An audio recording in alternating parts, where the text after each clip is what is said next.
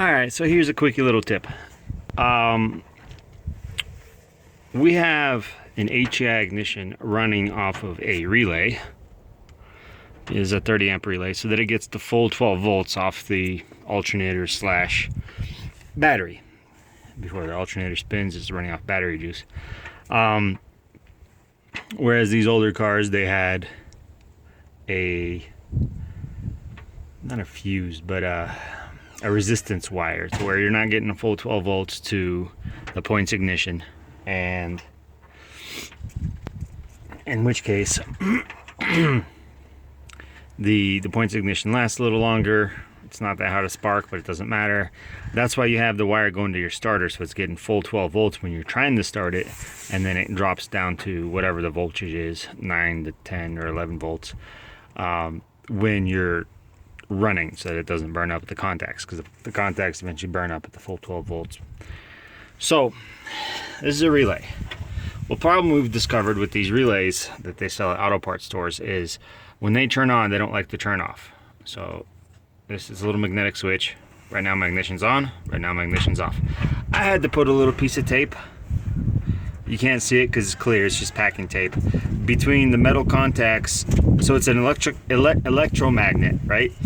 When you give it power, it sucks this little piece of metal in. But what happens is when it gets to full 13 volts, when my alternator's spinning and charging, it sucks it in and contacts it, shorting it out. So when you turn the ignition off, it stays this way until you smack it with the pocket knife or whatever, and then it jars it loose, right? However, to prevent that from happening, and again, this isn't my first relay that this happened to, you slip a little piece of tape between these two, right there where the tip of my finger is, right? So between those two metal, the switch right here, the switch itself is right here, right? So that piece goes up and down, and it turns on and turns off. Those pieces and the electromagnet, I think you can see the tape right there, right? Those two pieces are never meant to touch, and if they do, it shorts out and your relay doesn't disengage. So that's how I solved it, piece of tape. And this isn't the first relay I've had to do this with. I put a horn relay into the V8 swapped Supra, pardon the wind, that's happened to as well. So now